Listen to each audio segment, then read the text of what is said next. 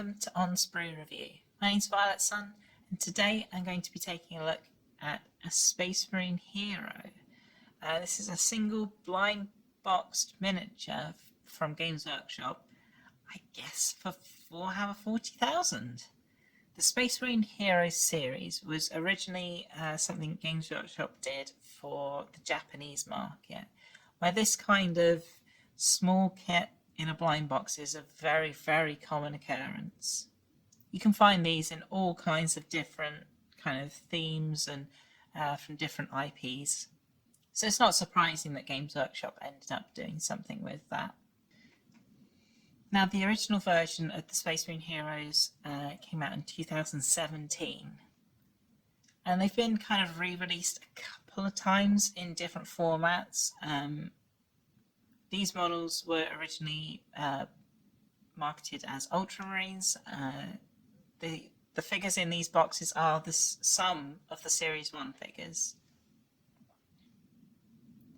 As I believe the original Series 1 had 12 or 13 different figures, and this 2022 re-release only has 6 of those, which is either a plus or a minus depending on how you look at it. It makes it considerably less random, as there are far less options that you can get, but it makes it perhaps a little less interesting if you do want to have a big collection of these.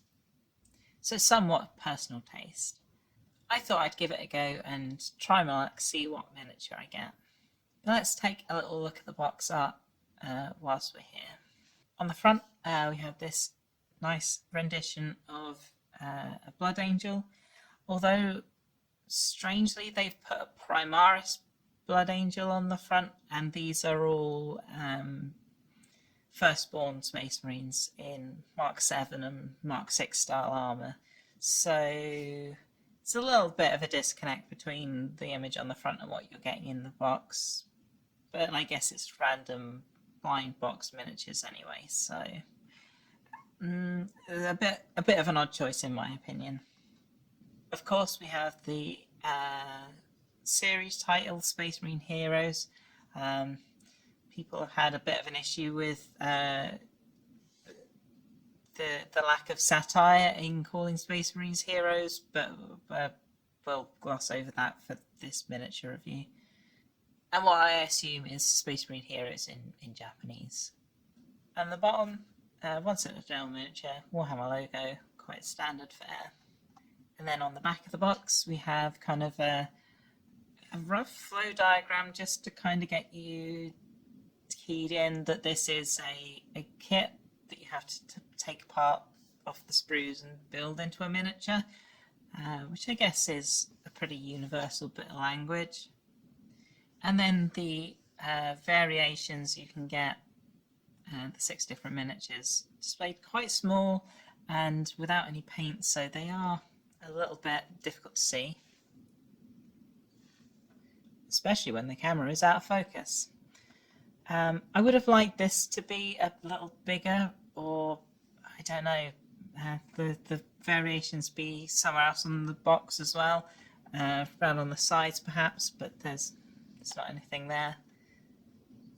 It does seem a little odd that the different variations are such a small part of the artwork. And then some various copyright and the various blurb that ends up on the back of all boxes these days. So I haven't taken a look inside this box yet, so I'm going to grab my knife and open it up and see what's inside.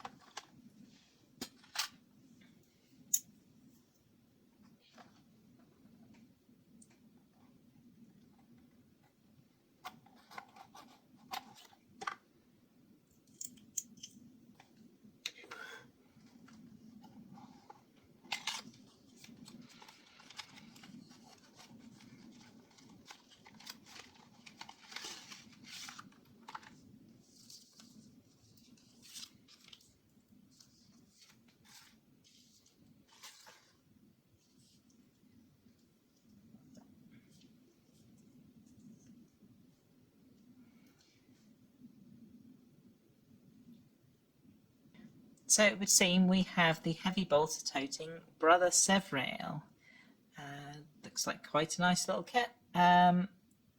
Inside you get a little booklet, a little card, and the actual sprue itself. Let's have a little look at the booklet first.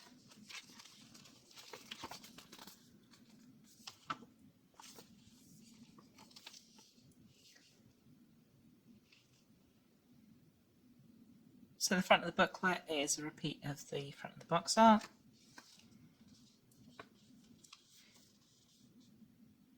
Then have some nice full colour instructions.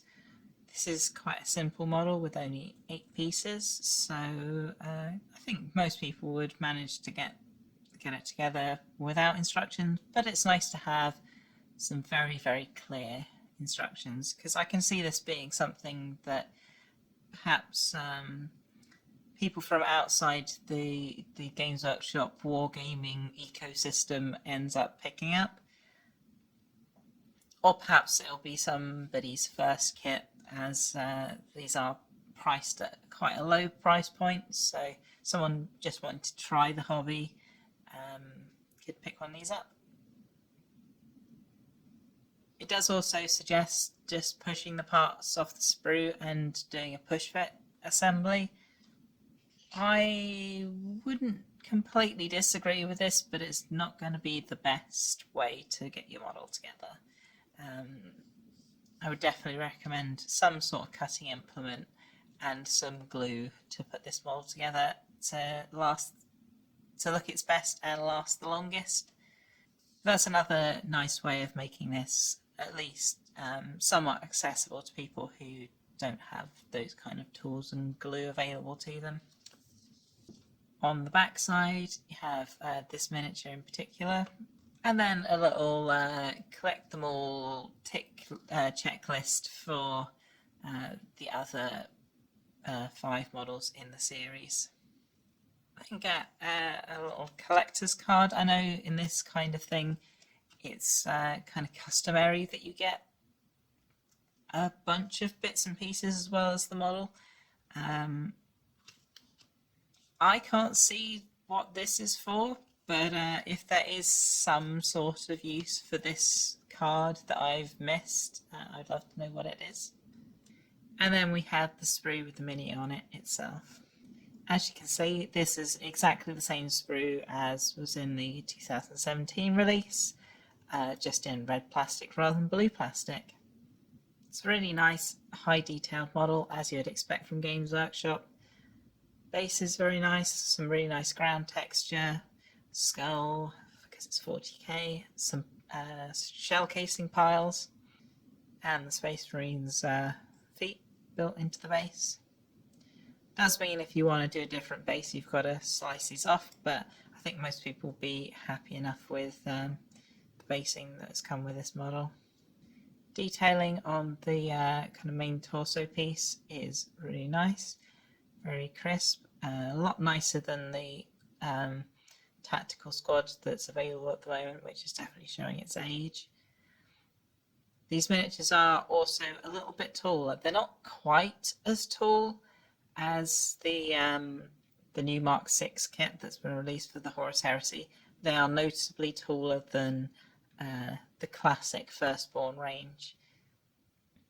This guy has quite a nice, unique torso front, kind of a bit Mark 8 styled, with this armoured set for the belly cables and this more armoured crotch plate. Although it is a little bit marred with mounting point for the heavy bolter. I'm sure this makes the model more sturdy for just push fit connections, if you're doing that sort of construction where you're not doing the glue. But it makes it a lot less enticing for me as someone who's going to maybe convert this model. That's obviously something that you'd have to remove and rebuild part of this plate, and I can see why it was the choice they went with, but it's not the choice I necessarily would have done. And I'm going to move on to the backpack. Another sort of concession to the push fit is the backpack joint is not the same as the standard Space Marine one. So if you're wanting to do conversions again, you'll have to. You should just be able to get away with sticking most backpacks onto this model, but if you want to use this backpack on something else, you have to do a bit of cutting away of these points and the sort of nub on the back of the Space Marine torso to get them to fit together. This model is wielding this nicely designed heavy bolter. Much prefer this style of grip for this kind of across the chest design of heavy bolter. I think it looks much better than some other choices. And this has been modelled with the front of the weapon as two pieces, so you get a nice drilled out barrel effect on the heavy bolter rather than having to rely on using a pin vise to get that great big high caliber bore drilled out. And the rest of the backpack, yeah, there's some quite nice detailing on there, little Imperial Eagle and whatnot. Definitely went to town with putting extra detail on these models compared to some of the other tactical Marines we've seen. One thing that's not really advertised on the box is that these kits actually have alternate heads. So if you want to build your Space Marine hero with a helmet, there's an option for that here, with a nice extra bit of targeting array for his heavy bolter, or the bare head that you can see in the art, which actually is quite a nice, unique sculpt. I do like that there are such a plethora of Space Marine heads these days. You can have an army without repeats of the same dude running along beside himself. Yeah, I mean, a lot of them are just angry man face with no hair, but yeah, they've at least got some variation in there these days. One thing to note is that the shoulder pads are built into the arms. The arms are very nice mouldings, but if you want to do something like unique chapter shoulder pads or some other variation, again, you're going to have to do a bit of extra work to cut these away to replace them with something else. So Space Marine Heroes, it's not the product we usually get from Games Workshop. As I said earlier, this kind of range is very common in Japan, and so I can see why Games Workshop produced these to try and break into that market. And they must have been reasonably well received, as there have been 3 series now. They did these original Space Marines, then they did some Terminators, and then they did some Death Guard, all popular factions, and yeah, they seem to have sold pretty well. These miniatures have been available in a few other places. They've been used in some of the board games that have been brought out primarily in the US, I believe. Space Marine Adventures, I think the board game was called. And now this re-release here in the UK. So Games Workshop's definitely getting their money's worth out of producing these.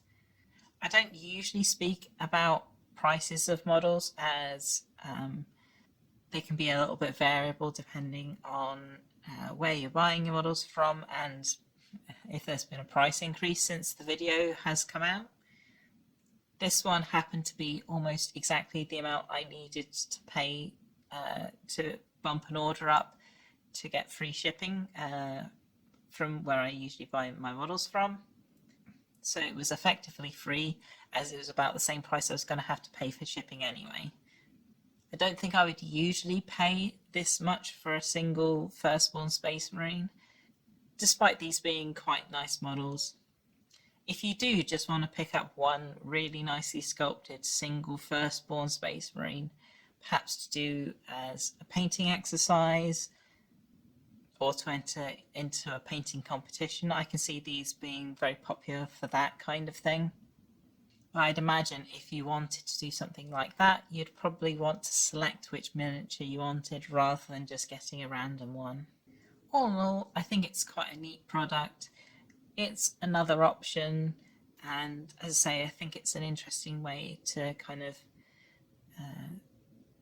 start off in the hobby if you just want to see what building a model is like, this is a very cheap way to have just a Space Marine to build. But I'm not sure it's something I'm going to be trying to collect the whole set of. I will build this model, and I think I've got somewhere to put it into one of my armies, though it might need a little bit of modification. If you're a fan of the Space Marine Heroes series and have a collection of them, I'd love to hear about it in the comments. Or if you found some other clever use for these, I'd love to know about it. If you found this video useful, please drop it a like. It really helps my channel grow.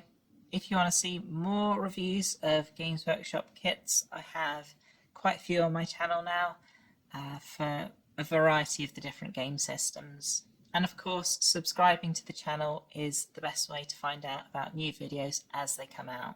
The channel's recently gone over 500 subscribers, which I'm really happy about. Thank you everyone who subscribed. Thank you very much for watching, and happy hobbying.